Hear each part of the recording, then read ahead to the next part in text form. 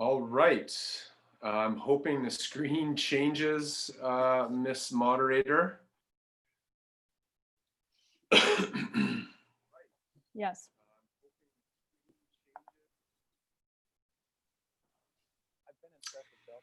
All right, welcome to Lit Minds. Thank you all for joining us tonight for this YouTube live presentation. Tonight's episode is brought to you by the Royal Canadian Mounted Police and Fresh Street Market, along with Whistler Public Library. We're just thrilled to have been able to partner with all of those fabulous community partners tonight. Tonight, we're super stoked to welcome Katherine Weed, registered clinical counselor, to Lit Minds. You can check her out on katherineweedtherapy.com. I'd like to also acknowledge that although we're meeting over the intertubes here, we're also on the traditional lands of the unceded territory of the Squamish-Lil'wat Nations.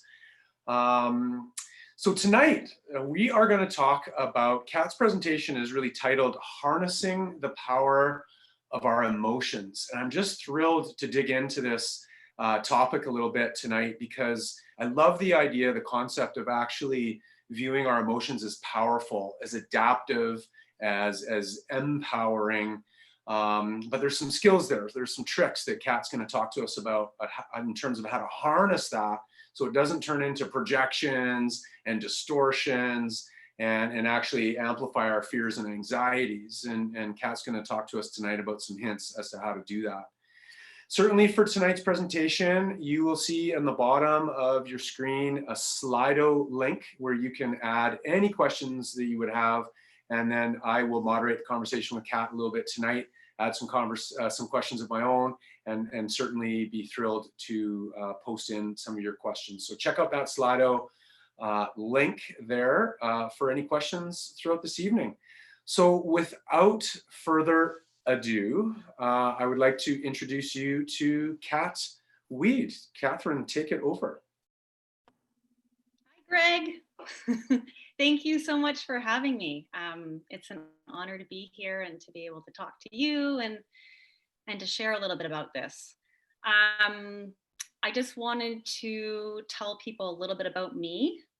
I am a therapist. I live in Squamish, well, Brackendale. They're very territorial down here. I live in Brackendale, not Squamish. I have an online practice, so I see clients in British Columbia as well as in other parts of Canada and the US. And I love my work because I get to meet people where they are. Like I get to meet them under the layers, and it always just feels like a real honor for me. So yeah, I feel really privileged to be able to do that and to be able to be here. So my background is massage and yoga. I was really into sort of the body-based practices, and that's what got me into sort of this personal growth path. And really, I bring that up because that was really a path for me. That was a start of me starting to heal my own dysfunction and chaos and inability to feel feelings. Either I would numb out or I would explode. I had very little of what's called emotional regulation on board, like my ability to actually be with myself in my feelings. So I'm saying this because I want people to know that I'm human. I didn't just come up with this worksheet because I did really well in school and I was really just, pro academic. Like that is not how this looks.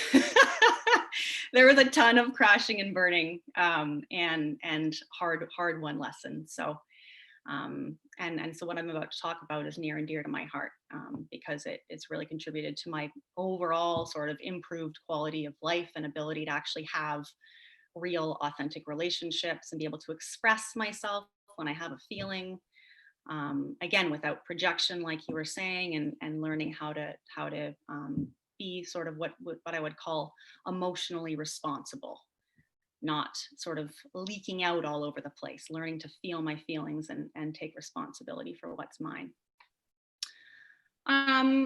So yeah, the topic of this is, like you said, harnessing the power of your emotions.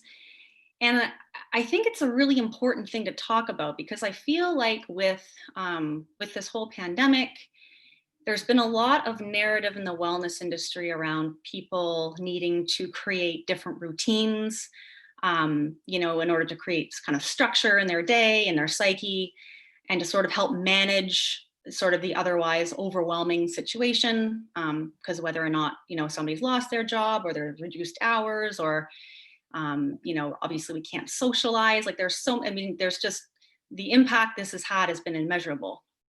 And while those things can be really helpful, getting out, doing exercise and yoga and whatever practices they're good to sort of, again, help manage, that's very different than actually learning to cultivate what I would call an emotional expression and emotional experience and expression practice, sort of an emotion-based practice, where we learn how to actually harness the power and the information in our feelings, because that's what's so important about feelings, is they're full of information, and the biological point of emotions is to basically point us towards the right action that we need to take. So if somebody is violating a personal boundary of mine, then I will naturally, my normal response, my adaptive response, is anger. That's normal, that's healthy. And what I do with that anger will be determined on ultimately my emotional blueprint from the past. So and this brings me to talking about how we all feel our feelings differently. And we all feel our feelings differently based, again, on the sort of emotional climate, like what it was like for us to be kids in our family system. So if our caregivers and our parents knew how to be with their own feelings and experience them and express them in a healthy way, then they're able to actually be there with us and hold us as little people, which allows us to learn, oh, it's safe when I have this feeling. It's safe for me to really go into my sadness or really go into my anger and come out the other side. And that's called emotional attunement. So that just means that there's somebody who is mirroring back to you and mirroring your experience and allowing you to fully express yourself. So as little people, the part of our brain that can make sense of things, and I'm pointing to my forehead because it lives in the front of our brain, it's called our frontal cortex, that doesn't come online until we're like 8 or 9 years old. So before that, our parents or our caregivers, whoever is caring for our primary caregiver, is doing what's called co-regulating us. They are regulating our emotional experience because we biologically don't have the ability to do that, which is all well and good if our parents have a healthy relationship with their feelings. And most parents are imperfect and well-intentioned. So this isn't about, dishonoring our family system or where we come from, but it's really about gathering information about where we might have learned certain things and why we may be in patterns as adults or as young adults or as teens in our relationships, and why certain feelings might feel okay to feel, and some of them, ooh, like, get away from me feeling, like that's too much. So that's ultimately what happens. If our parents were able to be there, then we develop in this way where we learn to have a sense of self, and our autonomic nervous system, this is a whole other conversation, but it senses safety, and that part of our brain is that reptile part. It lives sort of at the top of our what's called our brain stem. It's very rigid. It senses safety or it senses danger. So that part also develops in relation to what is happening around us. And that will affect our ability to feel our feelings. And what happens if our parents, through no fault of their own often, weren't able to be there for us, is we actually learn to disown and shut down parts of ourselves. If we go to have an emotional experience and nobody comes, And that becomes sort of a repetitive way of life for us. We over time will learn to shut parts down. And that's something that I often call self-abandonment, where we self-abandon and we dismiss and disqualify parts of ourselves. And you know, while that is an adaptive, normal reaction, again, as kids, because we will become whoever we have to be in order to make sure that that relationship stays intact. As adults, or as teens and young adults, sometimes it's not as helpful. And the good news about this, if that's you, and first of all, that's like 95% of us to some degree, we will have that unless we grew up with enlightened parents who, and not in sort of the new age way, but in the way where that, you know, they knew how to express themselves and communicate and were aware of what was happening for them. Then there's going to be some parts that need a bit of attention, awareness, and care there. And so as adults, we can learn how to do that. If something, you know, if feeling feelings is something we've always struggled with, you know, either allowing them to just blow us over, or just completely numbing, avoiding, or oscillating, going between the two. That's my old stomping grounds, not knowing which way was up or down. That's something that we can learn how to sort of harness and you know, and what we have to do is sort of over time increase the capacity that we have to actually be with feelings that are traditionally maybe scary, or we learned in an unspoken way that, you know, anger and sadness and grief weren't allowed, and only happiness or gratitude or, you know, what were allowed. So they become sort of these complex things, and they take on a life of their own.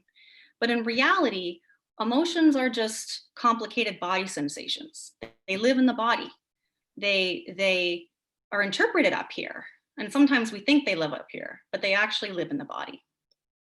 So what I wanted to go through today is a worksheet. It's called the Roadmap for Triggers.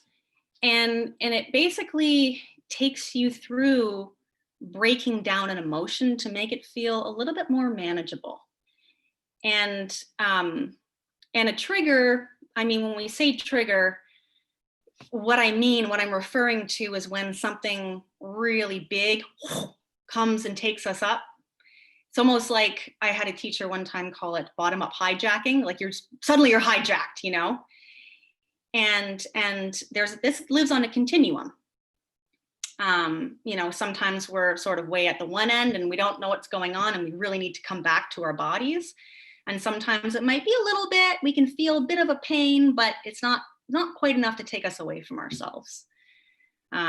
So that's what I'm referring to, sort of that activation, those overwhelming feelings that are really big that come up.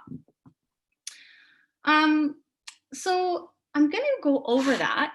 If you could pull up the worksheet, that would be awesome. And you can scroll down to the first page. And this will be linked to the library website also for everybody after, if you want a copy of it. This is something that I still use quite a bit myself. So the first step, when something happens and there's a big feeling, super simple. What do you feel? How strongly do you feel it?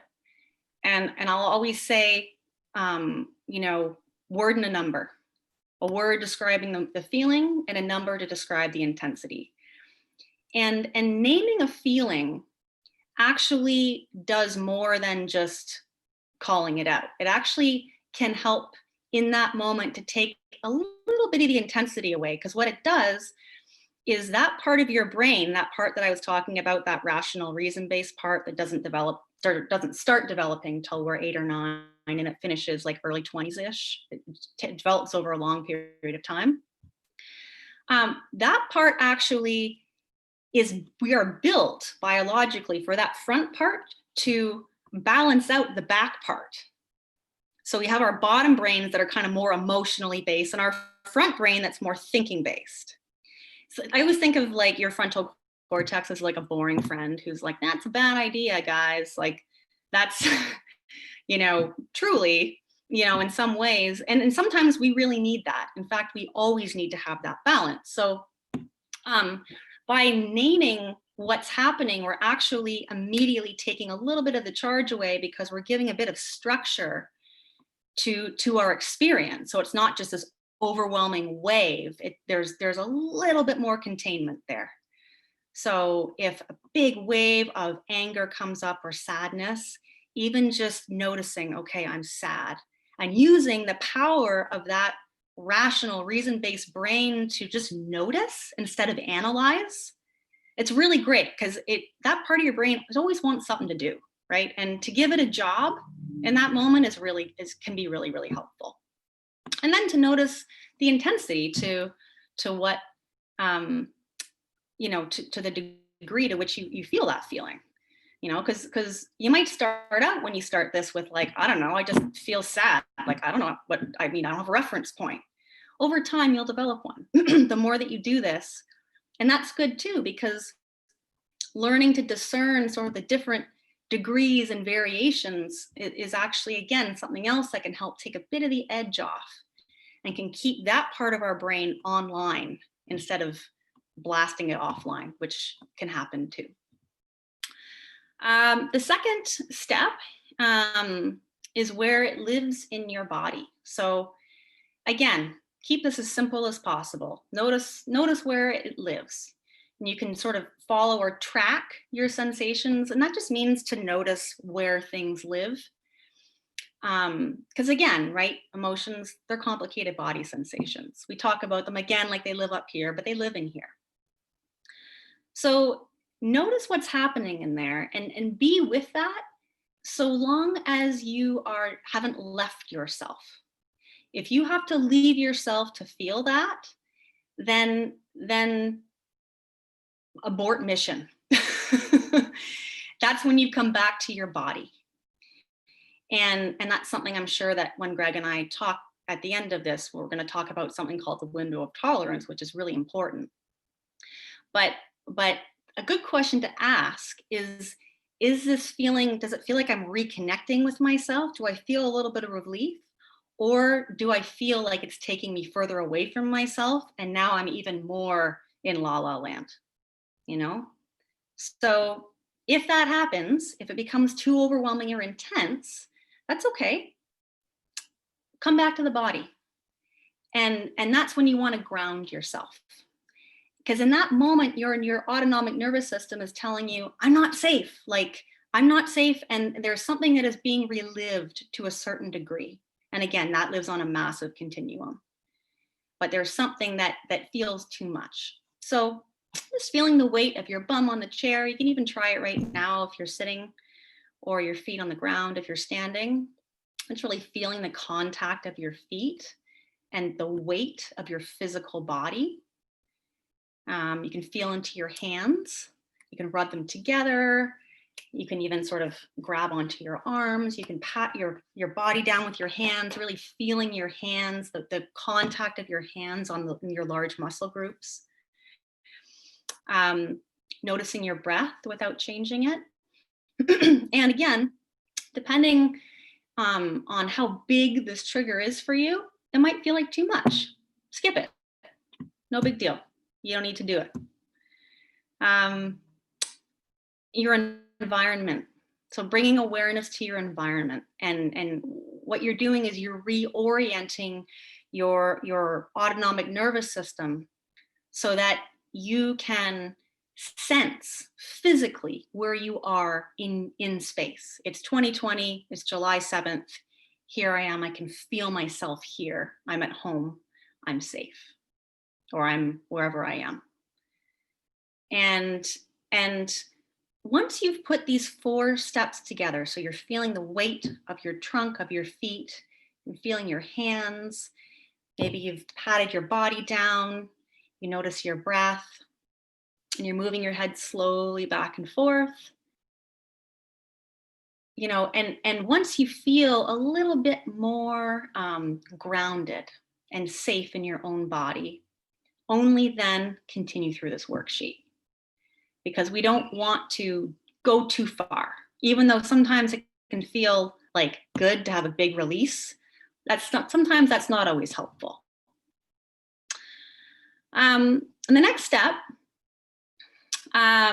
is to ask yourself, just like when. So have I experienced this before?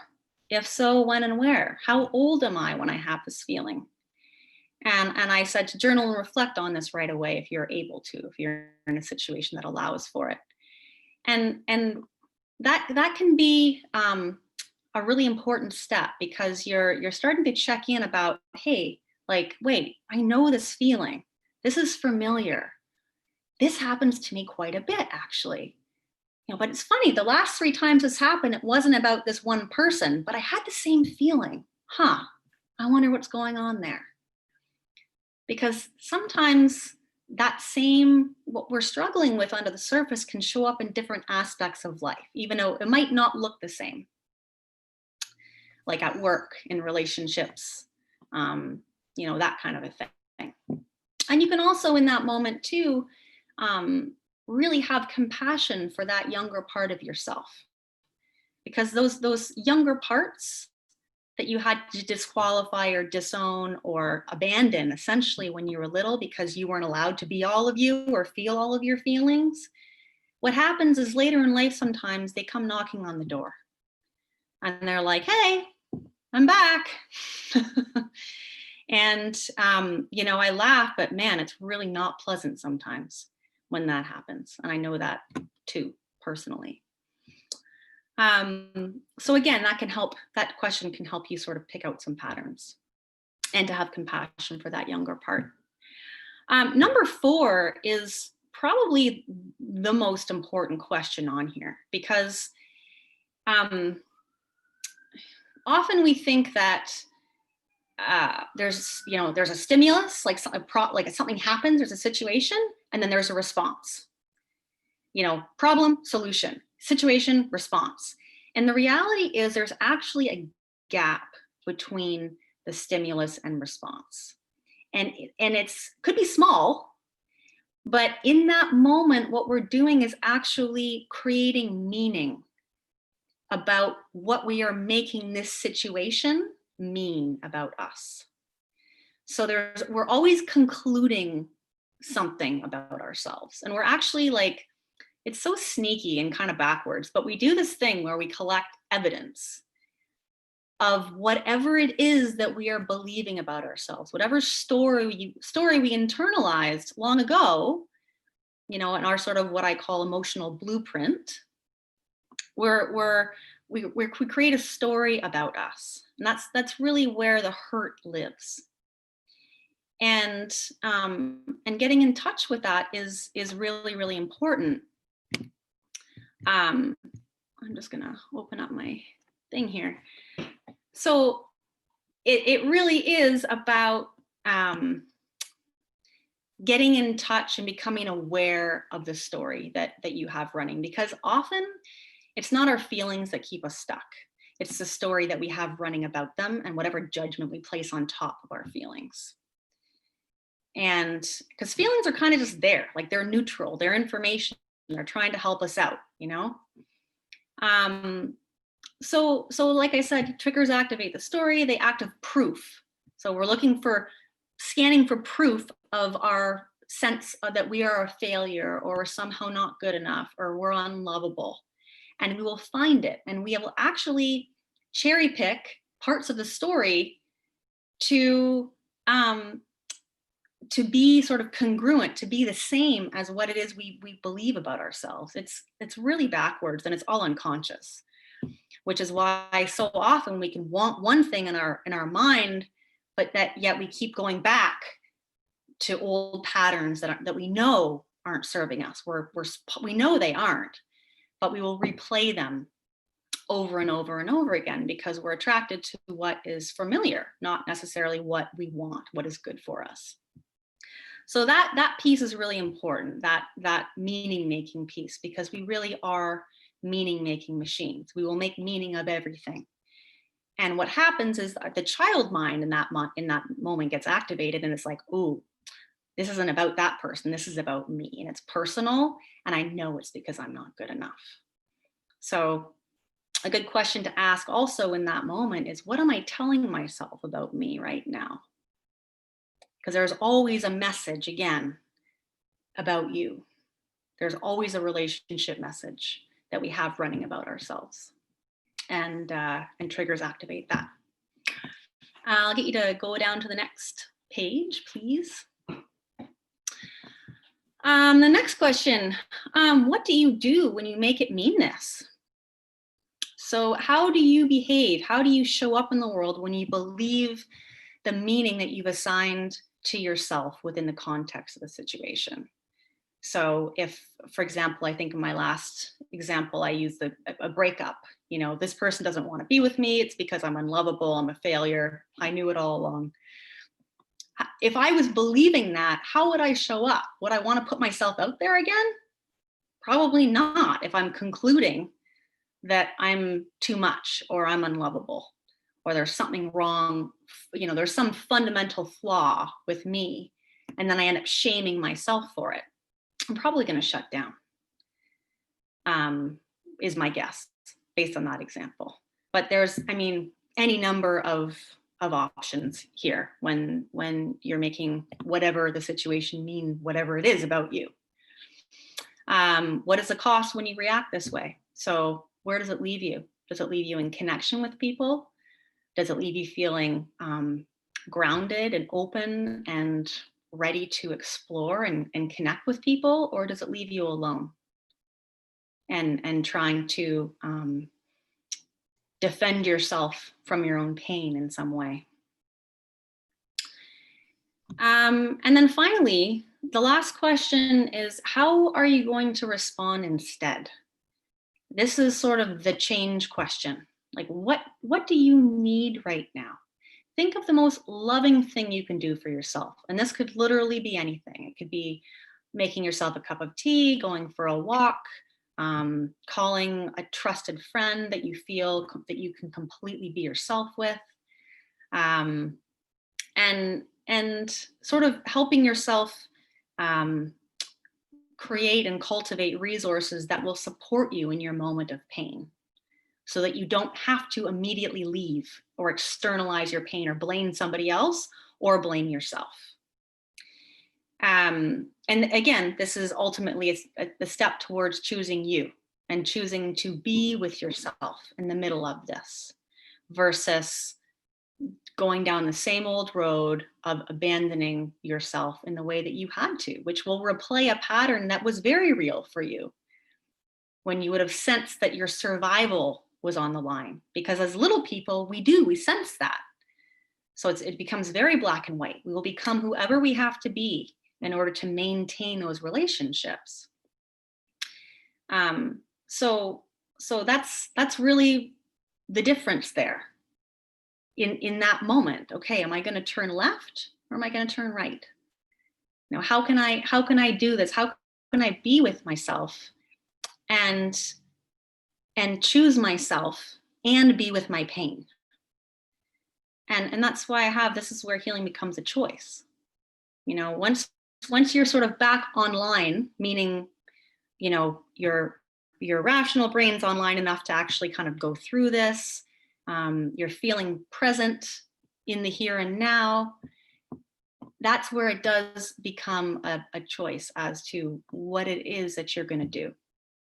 And, you know, the more you do it, the easier it'll become. I mean, I'm not going to lie, it's bumpy. It's a bumpy road and it's hard. But it really, increasing your capacity over time, even just checking in with yourself 2 or 3 times a day with a word and a number, starts to cultivate the relationship between your head and your body.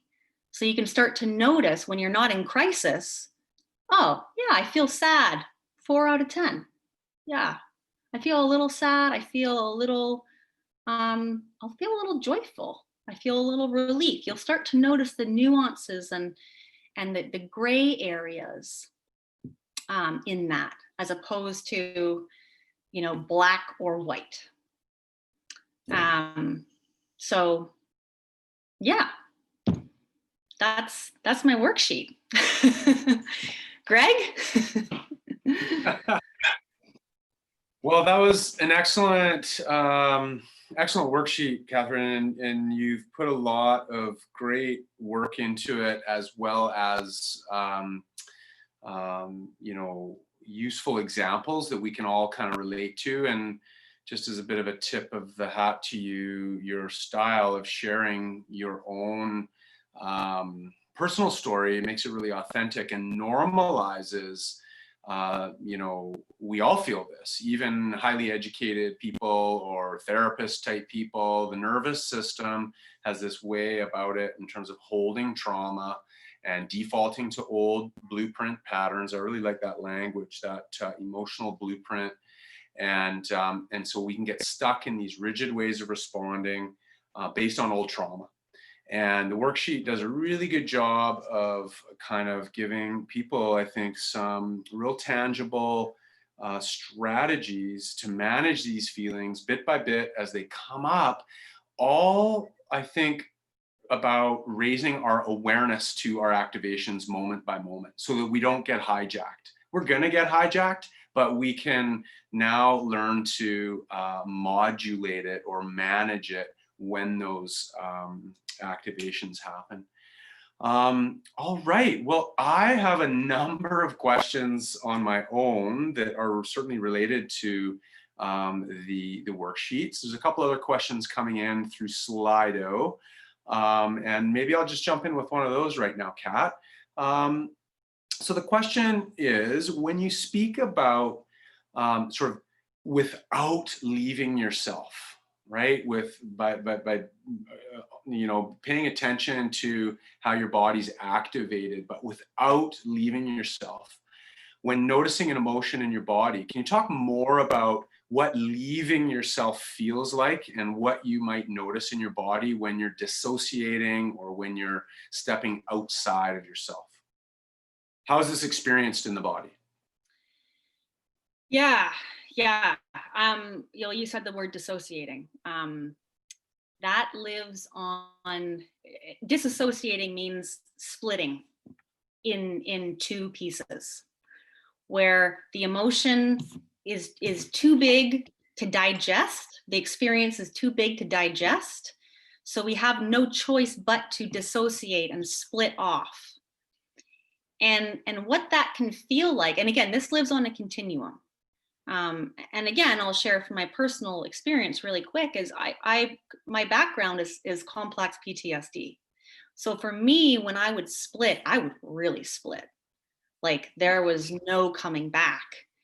And that's sort of at the one extreme end, you know, lifting out of your body, totally numb. And those sort of symptoms, I don't like that word, but that's really what that is, sort of at the one end of that.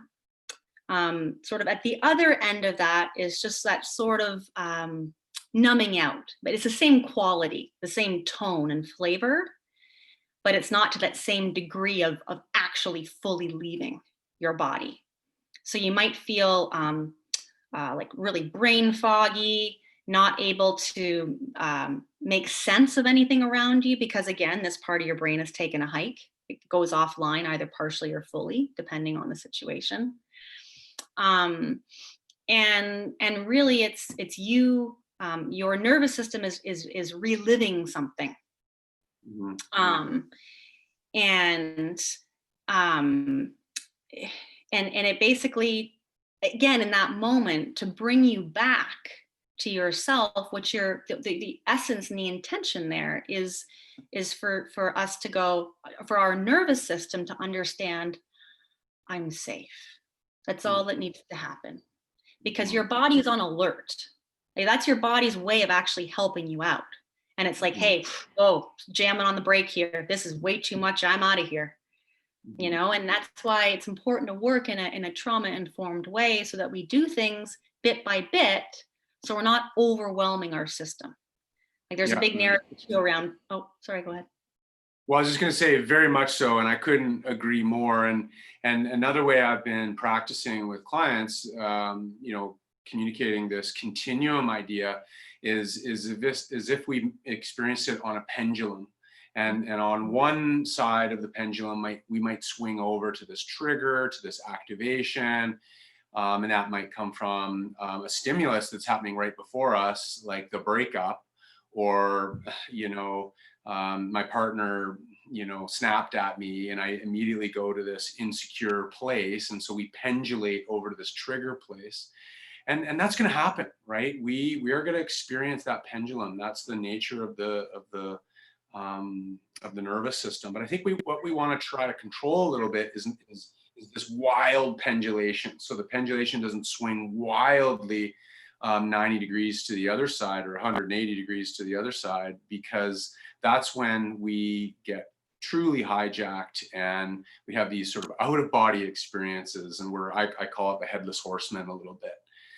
And of course, you don't want it to pendulate wildly the other way either. So it's about, and you mentioned this word during your worksheet, as you talked about this word containment. You talked about two words in partnership. One was discharge, this idea of, okay, recognizing I've got this charge in the body, and finding functional ways to discharge it, so we don't have to use dysfunctional ways, right? Like drugs or alcohol, or just all those numbing behaviors, right? Which numbing behaviors, by the way, also exist on a continuum. That could be work or exercise, but that might not necessarily be healthy. Outdoor recreation up here, right? Everybody uses, yeah. Everything's fine as long as I'm backcountry skiing every day. Yeah. Exactly. And I've lived that life before. And finally, I remember sort of asking myself, Greg, what are you running from? Right? What are you running from? So yeah, and I think other questions are kind of coming in here, Kat, about how, when we're leaving ourselves, how is that experienced in our bodies, right? And you've spoken to that a little bit today, where we might feel that shut down and where we might name it. And actually, there's really wise comment that's coming in here, this comment about naming it to tame it. So we name it with the front brain and then tame it with the back brain. And that's a common concept utilized in this. Can you speak more to how, so I'm really interested in this concept of discharge and how we're going to discharge functionally. Can you speak more to how we can functionally discharge this charge that's living in our nervous system? Yeah, so when we're triggered, and if it feels like too much, like I was saying in the worksheet, coming back to yourself, grounding, like that is the number one thing. If you are, and we can talk about the window of tolerance in a little bit if you want to, because it's kind of impossible not to touch on that a little bit. Well, maybe now's our time. Like I'm mindful of the time, and this is probably a great time to comment on that window of tolerance. Okay. So we all have basically, we all have a window of tolerance. And what that means, I'm gonna do my hand thing here. Within the window of tolerance is that whatever happens in that window, we are able to digest. Whatever emotions come up for us, whatever experiences happen, we are able to digest them, metabolize them, understand them, be with them, feel the feeling. It comes up in intensity, comes over, and it's not like roses in the window either. People, it's like not ecstatic bliss, right? This is the range of available human emotions lives in the window. And at the top of the window, we have anger. And at the bottom, we have, sadness, like deep sadness, grief, shame even kind of hangs out like on the line. So again, when we grew up in a safe environment with emotionally attuned enough parents, we learned to kind of have this nice sort of arcing, motion almost in our experience, where we're able to feel, we feel anger and we're going to go do this thing. And then we can kind of come down the other side. We talk to somebody, we feel a little bit better. Oh, there's relief there.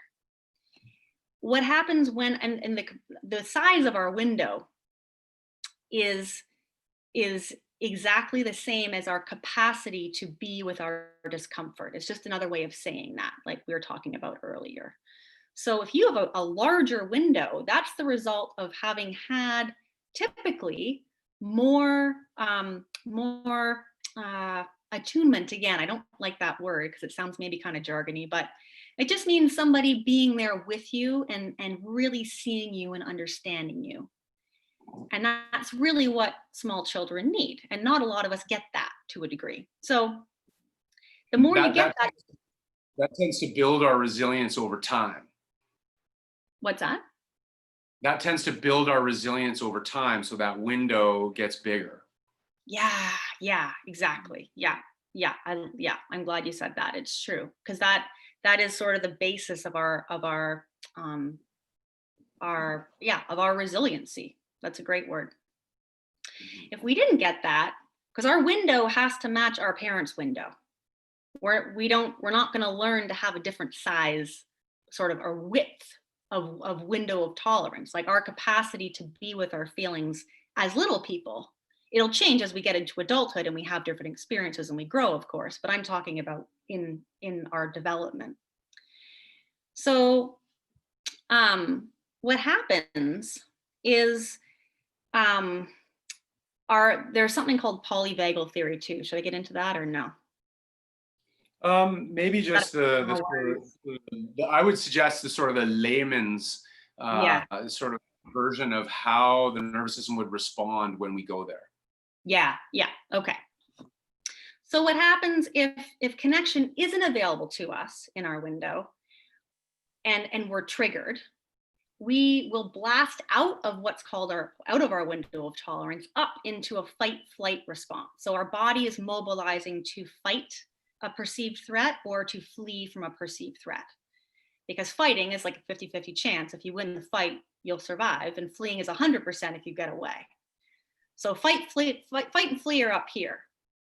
And if that doesn't work out, if we aren't able to do that, that's when we plummet down below the window into what's called more of it's like a shutdown response. And often that's the case, and that's the plight of the child in those situations, because often the person, if it's sort of some sort of kind of relationship-based trauma, that person is bigger than us. So we have no choice but to go down into what's called our shutdown response. So, and to come out of that shutdown response, we're going to have all of this fight-flight energy, like what we wanted to express and do, is going to be kind of all balled up in our shutdown response. So we're kind of down here. We're shut down. We're kind of numb, dissociated. To come out of that, to come back into our window, to be able to have connection again, we're going to have to come through all of that fight-flight energy and let some of that anger. So that's sort of a very roundabout way of answering your question as to how to discharge some of that emotion in a functional way versus a dysfunctional way. And what I'm actually going to do, Go ahead. Now, I was just going to say,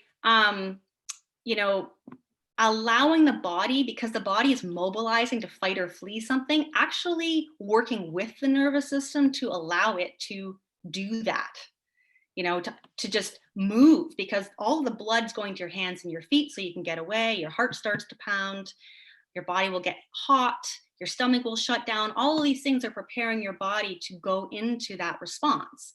So if you try to shut it down, you're actually sort of stopping that response. So what you want to do is not go out and get into a fight with somebody, but to actually learn to over time, number one, increase your capacity to be with that sensation in your body. And if you notice that you're out of your window, coming, doing whatever you need to do to come back to it, and actually moving your body. So getting up and like just shaking it out, pushing against something, I have a processing anger in the body worksheet that I can also link to the library website. But one thing I'll add to that, Kat, is I have this acronym that I use to remind people of how we can access this concept of discharge. And if you think of the movie The Lion King, the baby lion's name was Simba, right? So this is the acronym Simba. So it's sensation, and you covered that in your worksheet. What do you feel in your body? Imagery, what images come to mind? Movement, which you just talked about. Behavior, what behaviors are coming up unconsciously. And then lastly, affect. So sensation, imagery, movement, behavior, and affect. Those are the sort of 5 ways that we tend to discharge these kind of things. So listen, lots of questions coming in. So maybe you could reference back to window tolerance with some of these questions. But let me jump in here with this one. My partner feels that I have strong emotions when discussing stuff, and he's uncomfortable with passion and these strong emotions in conversations, and has asked me to talk to someone so that I can better express myself without getting so intense.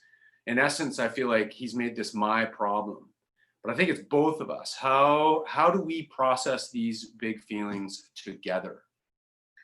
Oof, that's a big question. I mean, sitting down, first of all, when you're not in big feelings, sitting down and having a conversation about how you both feel and how you both express.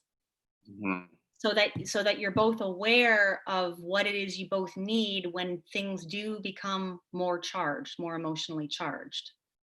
Exactly. And I would add to that there's this inverse correlation with physiological activation when you're all charged up and brain power. So the more jacked you are, the stupids come along, right? So you really have to pick your place and space and timing with which to talk to your partners, your perfect partners, about these topics. Yeah, because like you said, and those stupids come along for good reason, because again, this brain takes a hike, and we're wired that way. Like if a bear was coming at you, you wouldn't be like, oh, is that a black bear or a brown bear? Should I run? Like you want that thing offline so you can react before you can think. So this is adaptive. Like it's not. And that highlights the power of our emotions, because I think those emotions are to be trusted. It's your body's intuitive sense and capability in terms of how to self-protect. That bear example, how to self-protect. And I think we need to learn to trust those and intuitively sort of listen to those, whilst being aware of what are our habitual response patterns that might be stuck from old trauma, right? And there's actually a comment about post-traumatic stress in terms what are, basically the question is, what are things that can cause post-traumatic stress? You've mentioned a couple in terms of like childhood trauma. Could you comment on that? Yeah. Can you explain what things might be PTSD? This person says because it's getting thrown around a bunch these days. I totally agree. Everybody is the next trauma-informed, whatever, somatic coach. But I think I always look at it on a continuum. Like, you can have trauma responses and not have PTSD, and I think that like everything that would be sort of a disorder, or that has been understood as a disorder, is really an adaptive attempt at coping with what has happened, even though it might not seem like that. So from my perspective, you can have, PTSD, like I could give you the list of the symptoms and the disorders, and with complex PTSD and the, acute, all of these different things, but really what it is what's called dysregulation in the nervous system, which is what causes this, like I was talking about, going from up here to shut down, up here, shut down, and the ability to even find a window. Mhm. You know, and again, that exists on a continuum too. So Mhm. it's sort of, I guess the answer Yeah, is it depends.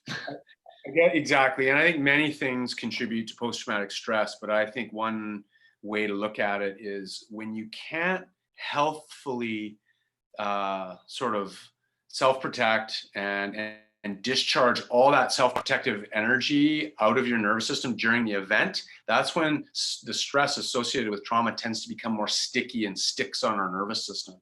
So that's why sometimes our behaviors end up mimicking what a protective response would be, right? And so sometimes we're fighting when we should be relaxed and chilling, or sometimes we're fleeing when we should be fighting. And so we get the wrong response at the wrong time. And so that's usually a result of like old stuck trauma.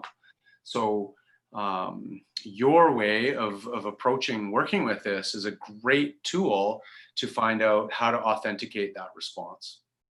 Okay. Mm. So one last question, I think coming in here from, I think, a male reader or male contributor is, someone's accused them of being too level with emotions, like too flat perhaps. And this person feels like their ability to effectively regulate their emotions has been like vilified, right? Like it's a bad thing if they're feeling sort of this calm demeanor all the time. Can you comment on whether this is generally considered healthy to be this regulated, if you know what I mean? Right. Yeah. I mean, ultimately, I can't because I don't know you. And because there's a lot of different factors that go into that. Mhm. Um, you know, your several partners' filters, right? Their perception of you, your perception of you, and yeah, but I mean, if somebody doesn't feel anything at all, of course that is sort of indicative of more of a shutdown, kind of a numbing response. um you know and you know it just depends on the person, I think. I think what you just said really resonated for me, because I think for this person's partner, if it's that super level all the time, it might show up to their partner as frozen, right? And nothing's actually affecting them. And whereas your partners are probably inviting you to feel safe, that you can actually feel some stuff, right? That you can actually speak your truth. You can make a request to get your needs met. You can be emotional, and it's okay. And because they want you to experience all the feels and support you within it. Yeah, I like what you said there about inviting this person forward, because that's true. That's what we do in connection, and that's really what we're wired for more than anything else. And if Mm, there have been experiences in this person's life where it wasn't safe to feel, or mm, intellectualizing was a really prized quality, somewhere along the way, that there are so many different factors that can weigh in on somebody's ability or capacity to be with their feelings. mm. Just going back to your window of tolerance for a sec. And I like that you added that inside the window of tolerance, it isn't always pretty. Like I sometimes call it a river. And in that river, like you want to be in the river. You don't want to be the river to blow the levee and be outside of the banks. But inside that river, the water's cold, there's rapids, you don't know what's around the bend.